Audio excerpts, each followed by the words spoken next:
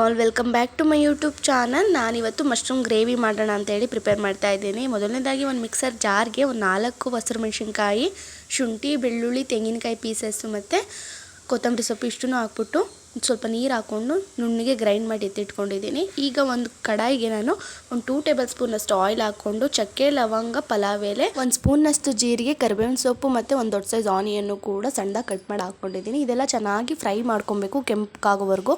Onion ಎಲ್ಲ ಚೆನ್ನಾಗಿ brown ಆಗೋವರೆಗೂ ಫ್ರೈ ಮಾಡ್ಕೊಂಡಾದಮೇಲೆ ನಾನಿಲ್ಲಿ ಒಂದು 2 ಪ್ಯಾಕ್ನಷ್ಟು ಮಶ್ರೂಮ್ನ ಚೆನ್ನಾಗಿ ವಾಶ್ ಮಾಡಿ ಕಟ್ ಮಾಡಿ ಹಾಕ್ಕೊಂಡಿದ್ದೀನಿ. ಇದನ್ನ ಸ್ವಲ್ಪ ಫ್ರೈ ಮಾಡಿಕೊಂಡು ಇದಕ್ಕೆ ನಾನೀಗ ರುಚಿಗೆ ತಕ್ಕನಷ್ಟು ಉಪ್ಪು ಮತ್ತು ಒಂದು 1/4 ಸ್ಪೂನಷ್ಟು ಅರಿಶಿಣದ ಪುಡಿನೂ ಕೂಡ ಸೇರಿಸ್ಕೊಂಡು ಚೆನ್ನಾಗಿ ಮಿಕ್ಸ್ ಮಾಡ್ಕೊತಾ ಇದ್ದೀನಿ. ಉಪ್ಪು ಮತ್ತು ಅರಿಶಿಣದ ಪುಡಿ ಎಲ್ಲದಕ್ಕೂ ಈಕ್ವಲ್ ಆಗಿ ಹಿಡಿಬೇಕು, ಆವಾಗ ಇದು ಬೇಗ ನೀರು ಬಿಟ್ಕೊಂಡು ಚೆನ್ನಾಗಿ ಕುಕ್ ಆಗುತ್ತೆ. ಈಗ ಚೆನ್ನಾಗಿ ನೀರು ಬಿಟ್ಕೊಂಡು ಫ್ರೈ ಆಗಿದೆ. ಇವಾಗ ನಾನು ಪ್ಯೂರಿ ಮಾಡಿಟ್ಟಿರೋಂಥ ಒಂದು 2 ಟೊಮೆಟೊನ ಹಾಕ್ಕೊಂಡು ಚೆನ್ನಾಗಿ ಹಸಿ ಸ್ಮೆಲ್ ಹೋಗೋವರೆಗೂ ಫ್ರೈ ಮಾಡ್ಕೊತಾ ಇದ್ದೀನಿ. ಈಗ ರುಬ್ಬಿಟ್ಟಿರೋಂಥ ಮಸಾಲೆ ಕೂಡ ಸೇರಿಸ್ಕೊಂಡು ಅದು ಕೂಡ ಹಸಿ ಸ್ಮೆಲ್ ಹೋಗೋವರೆಗೂ ಚೆನ್ನಾಗಿ ಫ್ರೈ ಮಾಡ್ಕೊತಾ ಇದ್ದೀನಿ. ಇದಕ್ಕೆ ನೀರು ಹಾಕುವಂಥ ಅವಶ್ಯಕತೆ ಇಲ್ಲ, ಅದರಲ್ಲೇ ನೀರು ಬಿಟ್ಕೊಳ್ಳುತ್ತೆ. ಲಾಸ್ಟಲ್ಲಿ ನೀರು ಹಾಕಿದ್ರೆ ಆಯಿತು. ಈಗ 1 ಸ್ಪೂನ್ನಷ್ಟು ಧನಿಯದ ಪುಡಿ, ಸ್ವಲ್ಪ ಒಂದು 1/4 ಸ್ಪೂನಷ್ಟು ಚಿಲ್ಲಿ ಪೌಡರು, ಒಂದೇ ಒಂದು ಚಿಟಿಕೆಯಷ್ಟು ಗರಂ ಮಸಾಲ ಕೂಡ ಸೇರಿಸ್ಕೊಂಡು ಅದನ್ನು ಕೂಡ ಹಸಿ ಸ್ಮೆಲ್ ಹೋಗೋವರೆಗೂ ಚೆನ್ನಾಗಿ ಫ್ರೈ ಮಾಡ್ಕೊತಾ ಇದ್ದೀನಿ. ಈ ಗ್ರೇವಿ ಅಂತೂ ತುಂಬಾ ಟೇಸ್ಟಿಯಾಗಿ ಚೆನ್ನಾಗಿ ಬರುತ್ತೆ. ನೀವು ಕೂಡ ಒಂದ್ಸಲ ಮನೇಲಿ ಟ್ರೈ ಮಾಡಿ ನೋಡಿ ಹೇಗಿತ್ತು ಅನ್ನೋದನ್ನ ನಾನು ಕಮೆಂಟ್ ಬಾಕ್ಸ್ನಲ್ಲಿ ತಿಳಿಸಿ. ಈಗ ಸ್ವಲ್ಪ ನೀರು ಹಾಕ್ಕೊಂಡು ಚೆನ್ನಾಗಿ ಅದು ಕುಕ್ ಆಗೋವರೆಗೂ ಬಿಡ್ತಾಯಿದ್ದೀನಿ. ಲಾಸ್ಟಲ್ಲಿ ಇದಕ್ಕೆ ನಾನು ಕಸೂರಿ ಮೇಥಿನೂ ಕೂಡ ಹಾಕ್ಕೊಂಡಿದ್ದು ಚೆನ್ನಾಗಿ ಫ್ರೈ ಮಾಡಿಕೊಂಡ್ರೆ ರುಚಿಯಾದಂಥ ಮಶ್ರೂಮ್ ಗ್ರೇವಿ ಚಪಾತಿ ಜೊತೆ, ದೋಸೆ ಜೊತೆಗೆಲ್ಲ ಸೂಪರ್ ಕಾಂಬಿನೇಷನ್ ಅಂತಲೇ ಹೇಳ್ಬೋದು. ನಾನು ವ್ಲಾಗ್ನ ಕಂಟಿನ್ಯೂ ಮಾಡೋಕ್ಕೆ ಹೋಗಲಿಲ್ಲ, ಹಾಗಾಗಿ ಇದು ನೆಕ್ಸ್ಟ್ ಡೇ ವ್ಲಾಗ್ ಆಗಿರುತ್ತೆ. ಬೆಳಗ್ಗೆ ತಿಂಡಿಗೆ ಅಂತೇಳಿ ಉಪ್ಮಾ ಮಾಡೋಣ ಅಂತೇಳಿ ರವೆ ಉಪ್ಪಿಟ್ಟು ಕೂಡ ಪ್ರಿಪೇರ್ ಮಾಡ್ತಾ ಇದ್ದೀನಿ. ಹಾಗೆ ನಮ್ಮ ಮನೆಗೆ ಒಂದು ನ್ಯೂ ಮೆಂಬರ್ ಬಂದಿದೆ ಅಂತಲೇ ಹೇಳ್ಬೋದು. ಒಂದು ಪ್ಯೂರಿಫೈಯರ್ ಕೂಡ ಫಿಟ್ ಮಾಡಿದರು ನಮ್ಮ ಯಜಮಾನ್ರು. ಅವರೇ ಇನ್ಸ್ಟಾಲ್ ಮಾಡಿರೋದ್ರಿಂದ ಈಸಿ ಅಂತಲೇ ಹೇಳ್ಬೋದು ಕೆಲಸ ಎಲ್ಲ. ಬಟ್ ಮಿಸ್ ಮಾಡ್ಕೊತೀನಿ, ಇದು ಅಲ್ಲಿತ್ತಲ್ಲ, ಬಂದ ತಕ್ಷಣ ಒಂಥರ ಅಟ್ರ್ಯಾಕ್ಟಿವ್ ಆಗಿ ಆ ಗಿಡ ಎಲ್ಲ ಕಾಣಿಸೋದು ಒಂಥರ ಖುಷಿಯಾಗೋದು ಅಡುಗೆ ಮನೆಗೆ ಬರೋಕ್ಕೆ. ಇವಾಗ ಮಿಸ್ ಆಗುತ್ತೆ ಅದು ನೋಡೋಕ್ಕೆ. ಈಗ ಈ ಕಡೆ ಹಾಕಿದ್ದೀನಿ, ಬ್ಯಾಕ್ ಸೈಡ್ ಹಾಕಿದ್ದೀನಿ. ಬಟ್ ಓಕೆ, ಆದರೂ ಚೆನ್ನಾಗಿ ಕಾಣಿಸುತ್ತೆ. ಅದಕ್ಕೆ ಒಂದು ಸ್ವಿಚ್ ಬೋರ್ಡ್ ಕೂಡ ಫಿಕ್ಸ್ ಮಾಡಬೇಕು. ಹಾಗೆ ನಾನು ಕಾಫಿ ಕುಡಿಯೋಣ ಅಂತೇಳಿ ಕಾಫಿ ಕೂಡ ಪ್ರಿಪೇರ್ ಮಾಡ್ಕೊಂಡಿದ್ದೆ. ನಮ್ಮ ಮನೇಲಿ ಎಲ್ಲರಿಗೂ ಕೂಡ ಶೀತ ಆಗಿದ್ದರಿಂದ ನನ್ನ ಹಸ್ಬೆಂಡ್ಗೆ ಸ್ವಲ್ಪ ಜಾಸ್ತಿನೇ ಆಗಿಬಿಟ್ಟಿತ್ತು. ಹಾಗಾಗಿ ಅವರಿಗೆ ಮೆಣಸು ಮತ್ತು ಶುಂಠಿ ಆಗ್ಬಿಟ್ಟು ಹಾಲು ಕೂಡ ಕಾಯಿಸ್ಕೊಟ್ಟಿದ್ದೆ. ನನ್ನ ಮಗಳು ನೋಡಿ ಒಬ್ಬಳೇ ಹೋಗ್ಬಿಟ್ಟು ಪಕ್ಕದ ಬಿಲ್ಡಿಂಗ್ ಹತ್ರ ಹೋಗಿ ಕೂತವಳೆ. ಅವಳಿಗೆ ಮುನ್ಸು ಜಾಸ್ತಿ ಬೇಗ ಬರುತ್ತೆ. ಮುನ್ನಿಸ್ಕೊಂಡು ಹೋಗ್ಬಿಟ್ಟು ಅವಳ ಫ್ರೆಂಡ್ಸ್ ಜೊತೆಲಿ ಹೋಗಿ ಒಬ್ಬಳೇ ಕೂತಿದ್ಲು ಬೇಜಾರು ಮಾಡಿಕೊಂಡು. ಅದು ನೋಡೋಕ್ಕೆ ಒಂಥರ ಚೆನ್ನಾಗಿತ್ತು ಕಾಮಿಡಿಯಾಗಿ. ಅವಳ ಮನೇಲಿರೋದು ತೀರಾ ಕಮ್ಮಿ ಅಂತಲೇ ಹೇಳ್ಬೋದು. ಯಾವಾಗ ನೋಡಿದ್ರು ಹೊರಗಡೆನೇ ಇರ್ತಾಳೆ ಅವ್ರ ಫ್ರೆಂಡ್ಸ್ ಜೊತೆಲಿ. ಹಾಗೆ ಇವತ್ತು ಪಿಜ್ಜಾ ಮಾಡೋಣ ಅಂತೇಳಿ ಅದಕ್ಕೂ ಕೂಡ ಪ್ರಿಪೇರ್ ಮಾಡ್ತಾಯಿದ್ದೀನಿ. ಮೊದಲನೇದಾಗಿ ಒಂದು ಪ್ಯಾನ್ಗೆ ನಾನಿಲ್ಲಿ 1 ಸ್ಪೂನಷ್ಟು ಆಯಿಲ್ ಹಾಕ್ಕೊಂಡು ಒಂದು ಆನಿಯನ್ನು ಕೂಡ ಕಟ್ ಮಾಡಿ ಹಾಕ್ಕೊಂಡಿದ್ದೀನಿ ಸ್ಲೈಸಾಗಿ. ಅದಕ್ಕೆ ಒಂದು ಸ್ವಲ್ಪ ಶುಂಠಿ ಮತ್ತು ಒಂದು 4 ಬೆಳ್ಳುಳ್ಳಿ ಕೂಡ ಸೇರಿಸ್ಕೊಂಡು ಚೆನ್ನಾಗಿ ಫ್ರೈ ಮಾಡ್ಕೊತಾ ಇದ್ದೀನಿ. ಮೊದಲನೇದಾಗಿ ಇದು ಟೊಮೆಟೊ ಕೆಚಪ್ ಥರ ಸಾಸ್, ಅಂದರೆ ಪಿಜ್ಜಾ ಬೇಸ್ ಬರುತ್ತಲ್ಲ ಅದಕ್ಕೆ ಹೆಚ್ಚೋದಕ್ಕೆ ಅಂತೇಳಿ ಪ್ರಿಪೇರ್ ಮಾಡ್ಕೊತಾ ಇರೋದು. ಯಾವುದೇ ರೀತಿಯಾದಂಥ ಸಾಸ್ ಆಗಲಿ ಚೀಸ್ ಆಗಲಿ ಏನೂ ಬೇಕಾಗಿಲ್ಲ ಈ ಒಂದು ಪಿಜ್ಜಾ ಮಾಡೋದಕ್ಕೆ. ತುಂಬಾ ಈಸಿ ಮತ್ತು ಟೇಸ್ಟಿಯಾಗಿ ಕೂಡ ಇರುತ್ತೆ. ಇವಾಗ ಇದಕ್ಕೆ ನಾನು 1-2 ಟೊಮೆಟೊನೂ ಕೂಡ ಸ್ಲೈಸಾಗಿ ಕಟ್ ಮಾಡಿ ಹಾಕ್ಕೊಂಡು ರುಚಿಗೆ ತಕ್ಕನಷ್ಟು ಉಪ್ಪು ಮತ್ತು ಒಂದು ಅರ್ಧ ಸ್ಪೂನಷ್ಟು ಸಕ್ಕರೆನೂ ಕೂಡ ಸೇರಿಸ್ಕೊಂಡಿದ್ದೀನಿ. ಸಕ್ಕರೆ ಹಾಕೋದ್ರಿಂದ ಇದ್ರ ಟೇಸ್ಟ್ ಅನ್ನೋದು ಚೆನ್ನಾಗಿ ಬರುತ್ತೆ ಅಂತ ಅಷ್ಟೇ. ಹಾಗೆ ಒಂದು ಅರ್ಧ ಗ್ಲಾಸ್ನಷ್ಟು ನೀರನ್ನ ಸೇರಿಸ್ಕೊಂಡು ಲಿಡ್ ಕ್ಲೋಸ್ ಮಾಡಿಬಿಟ್ಟು ಒಂದು 5 ಮಿನಿಟ್ಸ್ ಚೆನ್ನಾಗಿ ಬೇಯಿಸಬೇಕು. ಪ್ರಿಪೇರ್ ಆಗೋ ಅಷ್ಟರಲ್ಲಿ ನಾನು ಇಲ್ಲಿ ಪಿಜ್ಜಾ ಬೇಸ್ಕೊಂಡು ಕೂಡ ಪ್ರಿಪೇರ್ ಮಾಡ್ಕೊತಾ ಇದ್ದೀನಿ. ಮೊದಲನೇದಾಗಿ ಒಂದು ಬೌಲ್ಗೆ ನಾನಿಲ್ಲಿ 1.5 ಕಪ್ನಷ್ಟು ಮೈದಾ ಹಿಟ್ಟನ್ನು ಹಾಕ್ಕೊತಾ ಇದ್ದೀನಿ. 1/4 ಕಪ್ನಷ್ಟು ಮೊಸರನ್ನು ಕೂಡ ಸೇರಿಸ್ಕೊತಾ ಇದ್ದೀನಿ. 1 ಕಪ್ಗೆ ಅರ್ಧ ಕಪ್ನಷ್ಟು ಮೊಸರು. ನಾವು ಯಾವ ಕಪ್ನಲ್ಲಿ ಮೈದಾ ಹಿಟ್ಟು ತೊಗೊಂಡಿರ್ತೀವಿ ನೋಡಿ ಆ ಕಪ್ನಲ್ಲಿ ಅರ್ಧ ಕಪ್ನಷ್ಟು ಮೊಸರು. ನಾನಿಲ್ಲಿ 1.5 ಕಪ್ನ ತೊಗೊಂಡಿರೋದ್ರಿಂದ 3/4 ಕಪ್ನಷ್ಟು ಮೊಸರನ್ನು ಸೇರಿಸ್ಕೊಂಡು ರುಚಿಗೆ ತಕ್ಕನಷ್ಟು ಉಪ್ಪು ಮತ್ತು ಬೇಕಿಂಗ್ ಸೋಡಾನು ಕೂಡ ಸೇರಿಸ್ಕೊಂಡು ಚೆನ್ನಾಗಿ ಈವನಾಗಿ ಮಿಕ್ಸ್ ಮಾಡ್ಕೊತಾ ಇದ್ದೀನಿ. ಬೇಕಿಂಗ್ ಪೌಡರು ಕೂಡ ಹಾಕಬೇಕು, ಆದರೆ ನಾನಿಲ್ಲಿ ಬೇಕಿಂಗ್ ಪೌಡರ್ನ ಸ್ಕಿಪ್ ಮಾಡಿದ್ದೀನಿ. ನೀವು ಬೇಕು ಅಂದರೆ ಹಾಕ್ಕೊಳ್ಳಿ. ಈ ಬೇಸ್ನ ಚೆನ್ನಾಗಿ ಮಿಕ್ಸ್ ಮಾಡ್ಕೊಳ್ಳಿ. ಚಪಾತಿ ಹಿಟ್ಟಿಗಿಂತ ಸ್ವಲ್ಪ ಸಾಫ್ಟಾಗಿದ್ದು ಹಾಕಬೇಕು. ನೀವು ಇದರಲ್ಲಿ ಬೇಕಂದರೆ ಚಪಾತಿ ಹಿಟ್ಟನ್ನು ಕೂಡ ಮಾಡ್ಕೋಬೋದು, ಅಂದರೆ ಗೋಧಿ ಹಿಟ್ಟಿಂದನೂ ಕೂಡ ಮಾಡ್ಬೋದು, ಮೈದಾ ಹಿಟ್ಟಿಂದನೂ ಬೇಕಾದ್ರೆ ಮಾಡ್ಬೋದು. ಅದು ನಿಮ್ಮ ಚಾಯ್ಸು, ಯಾವುದ್ರಲ್ಲಿ ಬೇಕು ನೋಡಿ ಅದರಲ್ಲಿ ಮಾಡ್ಬೋದು. ಒರಿಜಿನಲ್ ಟೇಸ್ಟ್ ಬರಬೇಕು ಅನ್ನೋದಾದರೆ ಮೈದಾ ಹಿಟ್ಟಿನಲ್ಲಿ ಮಾಡ್ಕೊಳ್ಳಿ. ನಾನು ಫಸ್ಟ್ ಒಂದು ಸಲ ಚಪಾತಿ ಹಿಟ್ಟಿನಲ್ಲೂ ಕೂಡ ಮಾಡಿದ್ದೆ, ಈಗ ನಾನು ಮೈದಾ ಹಿಟ್ಟಿನಲ್ಲೂ ಕೂಡ ಮಾಡ್ತಾಯಿದ್ದೀನಿ. ಈಗ ಇದನ್ನು ಪ್ಲೇಟ್ ಮುಚ್ಚಿಬಿಟ್ಟು ಎತ್ತಿಡೋಣ. ಈಗ ಇದು ಕುಕ್ ಆಗಿದೆ ಚೆನ್ನಾಗಿ. ಇದನ್ನು ಸ್ವಲ್ಪ ಹೊತ್ತು ತಣ್ಣಗಾಗೋದಕ್ಕೆ ಬಿಟ್ಟು ಅದಾದಮೇಲೆ ನಾನು ಇದನ್ನು ಮಿಕ್ಸರ್ ಜಾರ್ಗೆ ಹಾಕ್ಕೊಂಡು ಗ್ರೈಂಡ್ ಮಾಡ್ಕೊತಾ ಇದ್ದೀನಿ. ನುಣ್ಣಗೆ ನೀರು ಹಾಕ್ಕೊಬಾರ್ದು, ನುಣ್ಣಗೆ ಗ್ರೈಂಡ್ ಮಾಡ್ಕೊಬೇಕು. ಇದನ್ನು ಮಿಕ್ಸಿ ಮಾಡೋವಾಗಲೇ ಒಂದು ಒಳ್ಳೆ ಫ್ಲೇವರ್ ಸ್ಮೆಲ್ ಅಂತೂ ಬರ್ತಾ ಇರುತ್ತೆ, ತುಂಬಾ ಚೆನ್ನಾಗಿ ಅನ್ನಿಸ್ತಾ ಇರುತ್ತೆ. ಈಗ ಅದೇ ಪ್ಯಾನ್ಗೆ ನಾನಿಲ್ಲಿ ಆಯಿಲ್ ಹಾಕ್ಕೊಂಡು 1 ಸ್ಪೂನ್ನಷ್ಟು ಚಿಲ್ಲಿ ಪೌಡರ್ನ ಸೇರಿಸ್ಕೊಂಡು ಮಿಕ್ಸಿ ಮಾಡಿಟ್ಟಿರೋಂಥ ಪೇಸ್ಟನ್ನು ಕೂಡ ಸೇರಿಸ್ಕೊಂಡು ಚೆನ್ನಾಗಿ ಫ್ರೈ ಮಾಡ್ಕೊತಾ ಇದ್ದೀನಿ. ಇದನ್ನು ನೀರೇನು ಹಾಕ್ಬಾರ್ದು, ಹಾಗೆ ಇದನ್ನು ಫ್ರೈ ಮಾಡ್ಕೊಬೇಕು. ಲೋ ಫ್ಲೇಮ್ನಲ್ಲಿ ಇಟ್ಕೊಂಡು ಫ್ರೈ ಮಾಡ್ಕೊಳ್ಳಿ. ಅದು ಸ್ವಲ್ಪ ಗಟ್ಟಿ ಆಗ್ತಾ ಬರುತ್ತೆ ನೋಡಿ, ಆವಾಗ ಅದು ಸರಿಯಾದ ಹದದಲ್ಲಿ ಬಂದಿದೆ ಅಂತ ಅರ್ಥ.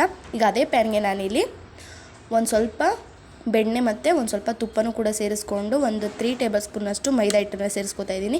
ನಾನು ಸ್ವಲ್ಪ ಜಾಸ್ತಿ ಮಾಡ್ತಾ ಇರೋದ್ರಿಂದ ಜಾಸ್ತಿ ಸೇರಿಸ್ಕೊಂಡಿದ್ದೀನಿ. ನೀವು 1 ಸ್ಪೂನಷ್ಟು ಸೇರಿಸ್ಕೊಂಡ್ರೆ ಸಾಕು ಮೈದಾ ಹಿಟ್ಟನ್ನು. ಅದಕ್ಕೆ 1 ಗ್ಲಾಸ್ನಷ್ಟು ಹಾಲನ್ನ ಸೇರಿಸ್ಕೊಂಡು ಗಂಟಾಗದೇ ಇರೋ ಥರ ಚೆನ್ನಾಗಿ ಮಿಕ್ಸ್ ಮಾಡ್ಕೊತಾ ಇದ್ದೀನಿ. ಲೋ ಫ್ಲೇಮ್ನಲ್ಲಿ ಇಟ್ಕೊಂಡು ಮಿಕ್ಸ್ ಮಾಡ್ಕೊಳ್ಳಿ. ಈಗ ಅದಕ್ಕೆ ನಾನಿವಾಗ ಒಂದು ಅರ್ಧ ಕಪ್ನಷ್ಟು ನೀರನ್ನು ಕೂಡ ಸೇರಿಸ್ಕೊಂಡು ಚೆನ್ನಾಗಿ ಫ್ರೈ ಮಾಡ್ಕೊತಾ ಇದ್ದೀನಿ. ಅದೊಂಥರ ಪೇಸ್ಟ್ ಥರ ಬರ್ತಾ ಇರುತ್ತೆ, ಆವಾಗ ಒಂದು ಒಳ್ಳೆ ಕನ್ಸಿಸ್ಟೆನ್ಸಿನಲ್ಲಿ ರೆಡಿ ಆಗ್ತಾಯಿದೆ ಅಂತ ಅರ್ಥ. ಲೋ ಫ್ಲೇಮ್ನಲ್ಲಿ ಇಟ್ಕೊಂಡು ಮಾಡಿ. ಲಾಸ್ಟಲ್ಲಿ ನಾನಿವಾಗ ಅದಕ್ಕೆ 1 ಸ್ಪೂನ್ನಷ್ಟು ಮೆಣಸಿನ ಪುಡಿ ಮತ್ತು ರುಚಿಗೆ ತಕ್ಕನಷ್ಟು ಉಪ್ಪನ್ನು ಕೂಡ ಸೇರಿಸ್ಕೊಂಡು ಚೆನ್ನಾಗಿ ಮಿಕ್ಸ್ ಮಾಡ್ಕೊತಾ ಇದ್ದೀನಿ. ಇದಂತೂ ಸಾಸ್ ಮತ್ತು ಚೀಸ್ಗಿಂತ ತುಂಬಾ ಚೆನ್ನಾಗಿರುತ್ತೆ. ನಾವು ಇದನ್ನು ಚೀಸ್ ಥರನೂ ಕೂಡ ಉಪಯೋಗಿಸ್ಕೊತಾ ಇದ್ದೀವಿ ಇಲ್ಲಿಗ.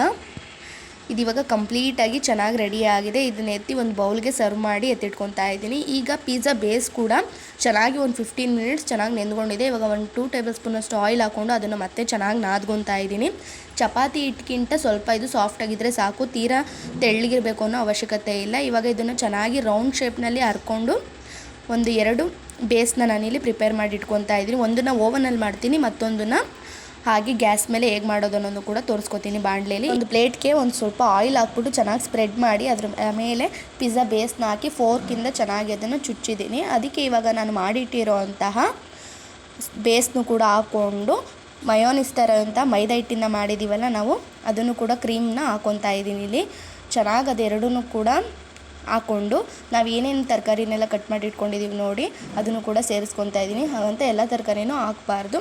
ಪೀಸ್ಗೆ ಏನೇನು ತರಕಾರಿ ಹಾಕ್ತೀವಿ ನೋಡಿ, ಕ್ಯಾಪ್ಸಿಕಮ್ಮು, ಟೊಮೆಟೊ, ಆನಿಯನ್ನು ಇದಿಷ್ಟನ್ನು ಹಾಕ್ಕೊಂಡು ಮನೇಲಿ ಸ್ವೀಟ್ ಕಾರ್ನ್ ಮತ್ತು ಮಶ್ರೂಮ್ ಕೂಡ ಇತ್ತು ಅಂತೇಳಿ ಅದನ್ನು ಕೂಡ ಸೇರಿಸ್ಕೊಂಡಿದ್ದೀನಿ. ಇದಂತೂ ತುಂಬಾ ಟೇಸ್ಟಿಯಾಗಿರುತ್ತೆ. ಹೊರಗಡೆ ಎಲ್ಲ ನಾವು ಹೋಗಿ ತಿಂತೀವಲ್ಲ, ಅದಕ್ಕಿಂತ ಟೇಸ್ಟಿಯಾಗಿರುತ್ತೆ ಅಂತಲೇ ಹೇಳ್ಬೋದು. ಲಾಸ್ಟಲ್ಲಿ ನಾನು ಇದಕ್ಕೆ ಚಿಲ್ಲಿ ಫ್ಲೇಕ್ಸ್ನು ಕೂಡ ಆ್ಯಡ್ ಮಾಡ್ಕೊತಾ ಇದ್ದೀನಿ. ನೀವು ಕೂಡ ಮನೇಲಿ ಒಂದ್ಸಲ ಟ್ರೈ ಮಾಡಿ. ಇನ್ನೂ ಯಾರೆಲ್ಲ ನನ್ನ ಯೂಟ್ಯೂಬ್ ಚಾನಲ್ನ ಸಬ್ಸ್ಕ್ರೈಬ್ ಮಾಡ್ಕೊಳ್ದೆ ನೋಡ್ತಾ ಇದ್ದೀರಾ ನೋಡಿ, ಪ್ಲೀಸ್ ಸಬ್ಸ್ಕ್ರೈಬ್ ಮಾಡ್ಕೊಂಡು ನೋಡಿ. ಈಗ ಇದ್ರ ಮೇಲೆ ಮತ್ತೆ ಒಂದು ಸಲ ನಾನು ಆ ಕ್ರೀಮ್ನ ಹಾಕ್ಬಿಟ್ಟು ನಾನು ಒಂದು 5 ಮಿನಿಟ್ಸ್ ಓವನ್ನ ಫ್ರೀ ಹೀಟ್ ಆಗೋಕ್ಕೆ ಬಿಟ್ಟಿದ್ದೆ. ಅದು ಚೆನ್ನಾಗಿ ಫ್ರೀ ಹೀಟ್ ಆದಮೇಲೆ ಮಾಡಿಟ್ಟಿರೋಂತಹ ಪಿಜ್ಜಾ ಬೇಸ್ನು ಕೂಡ ಇಟ್ಬಿಟ್ಟು 180 ಡಿಗ್ರಿ ಸೆಲ್ಸಿಯಸ್ನಲ್ಲಿ ಒಂದು 30 ಮಿನಿಟ್ಸ್ ನಾನು ಕುಕ್ ಆಗೋದಕ್ಕೆ ಬಿಡ್ತಾ ಇದ್ದೀನಿ. ಈಗ ಇನ್ನೊಂದನ್ನು ಕೂಡ ಅದೇ ಥರ ರೆಡಿ ಮಾಡಿಕೊಂಡು ನಾನಿಲ್ಲಿ ಬಾಣಲಿಲಿ ಹೇಗೆ ಮಾಡೋದು ಅನ್ನೋದನ್ನು ಕೂಡ ತೋರಿಸ್ತಾ ಇದ್ದೀನಿ. ನಾನು ಬಾಣಲಿನೂ ಕೂಡ ಒಂದು 10 ಮಿನಿಟ್ಸ್ ಮೊದಲೇ ಲೋ ಫ್ಲೇಮ್ನಲ್ಲಿಟ್ಟು ಫ್ರೀ ಹೀಟ್ ಆಗೋಕ್ಕೆ ಅದನ್ನು ಕೂಡ ಬಿಟ್ಟಿದ್ದೀನಿ. ಈಗ ಇದಕ್ಕೂ ಕೂಡ ಎಲ್ಲ ರೀತಿಯಾದಂಥ ತರಕಾರಿಗಳನ್ನ ಮತ್ತು ಕಾರ್ನ, ಮಶ್ರೂಮ್ನೆಲ್ಲ ಸೇರಿಸ್ಕೊಂಡು ಇದಕ್ಕೂ ಕೂಡ ಸಾಸಸ್ನೆಲ್ಲ ಹಾಕ್ಬಿಟ್ಟು ಇಡ್ತಾ ಇದ್ದೀನಿ. ಸಾಸ್ ಅಂದರೆ ಮನೇಲೇ ಮಾಡಿರೋಂಥ ಸಾಸು. ಕೆಳಗಡೆ ಒಂದು ಬಟ್ಲು ಅಥವಾ ಏನಾದರೂ ಸ್ಟ್ಯಾಂಡ್ ಬರುತ್ತಲ್ಲ, ಅದನ್ನು ಇಟ್ಬಿಟ್ಟು ಅದ್ರ ಮೇಲೆ ಇದನ್ನು ಇಟ್ಟು ಲಿಡ್ ಕ್ಲೋಸ್ ಮಾಡಿ ಲೋ ಫ್ಲೇಮ್ನಲ್ಲಿ ಒಂದು 30 ಮಿನಿಟ್ಸ್ ಚೆನ್ನಾಗಿ ಬೇಕ್ ಮಾಡಿ ಒಂದೊಳ್ಳೆ ಪಿಜ್ಜಾ ಅಂತೂ ರೆಡಿ ಆಗುತ್ತೆ. ಇದನ್ನು ನಾನು ಓವನಲ್ಲಿ ಮಾಡಿರೋದನ್ನ ತೆಗೆದು ತೋರಿಸ್ತಾ ಇದ್ದೀನಿ.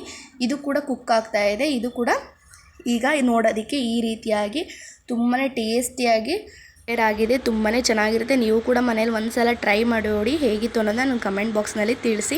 ಈಗ ನಾನು ನೈಟ್ ಡಿನ್ನರ್ಗೆ ನಾನಿಲ್ಲಿ ರೈಸ್ ಮಾಡೋಣ ಅಂತೇಳಿ ಪ್ರಿಪೇರ್ ಮಾಡ್ತಾಯಿದ್ದೀನಿ. ಮೊದಲನೇದಾಗಿ ಒಂದು ಬಾಣಲಿಗೆ ಸ್ವಲ್ಪ ನಾನಿಲ್ಲಿ 2 ಚಿಲ್ಲಿ ಮತ್ತು ಕರಿಬೇವಿನ ಸೊಪ್ಪು, ಆನಿಯನ್ನು ಕೂಡ ಸೇರಿಸ್ಕೊಂಡು ಚೆನ್ನಾಗಿ ಫ್ರೈ ಮಾಡ್ಕೊತಾ ಇದ್ದೀನಿ. ಆನಿಯನ್ ಎಲ್ಲ ಸ್ವಲ್ಪ ಫ್ರೈ ಆಗಬೇಕು, ಜಾಸ್ತಿ ಫ್ರೈ ಆಗಬೇಕು ಅನ್ನೋ ಅವಶ್ಯಕತೆ ಏನಿಲ್ಲ, ಮೀಡಿಯಮ್ ಆಗಿ ಫ್ರೈ ಆದರೆ ಸಾಕು.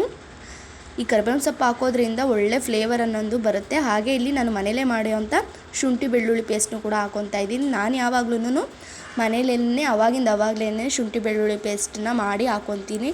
ಅದ್ರ ಫ್ಲೇವರ್ ಕೂಡ ಚೆನ್ನಾಗಿರುತ್ತೆ, ಟೇಸ್ಟ್ ಅನ್ನೋದಂತೂ ತುಂಬಾ ಚೆನ್ನಾಗಿರುತ್ತೆ ಅಂತ ಹೇಳಿ ಶುಂಠಿ ಬೆಳ್ಳುಳ್ಳಿ ಹಸಿ ಸ್ಮೆಲ್ಲೆಲ್ಲ ಹೋಗೋವರೆಗೂ ಚೆನ್ನಾಗಿ ಫ್ರೈ ಮಾಡ್ಕೊತಾ ಇದ್ದೀನಿ ನಾನಿಲ್ಲಿ.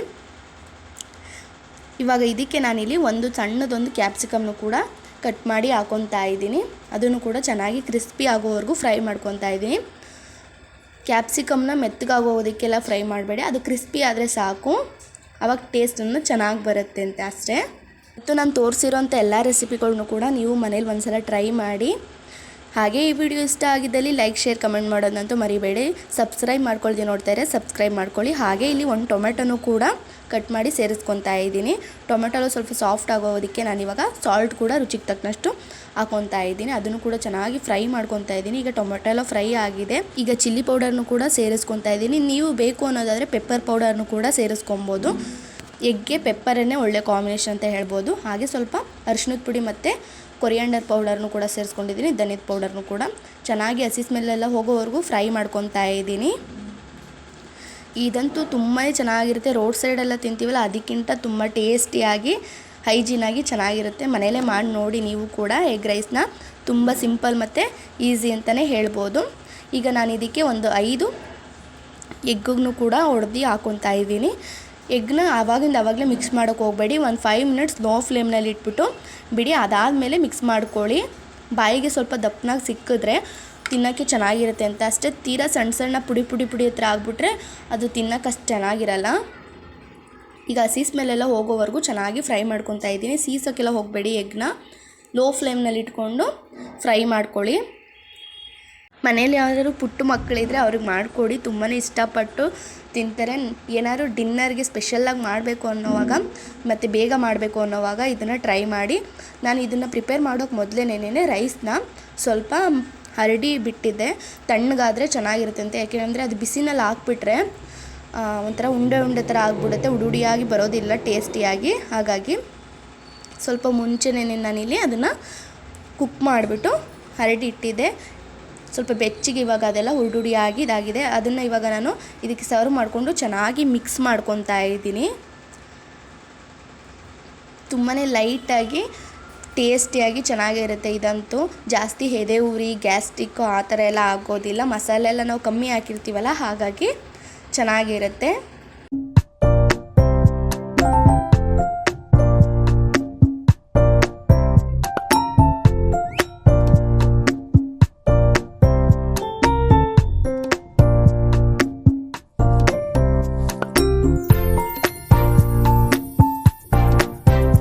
ಲಾಸ್ಟಲ್ಲಿ ನಾನು ಇವಾಗ ಸ್ವಲ್ಪ ಗರಂ ಮಸಾಲನೂ ಕೂಡ ಸೇರಿಸ್ಕೊತಾ ಇದ್ದೀನಿ.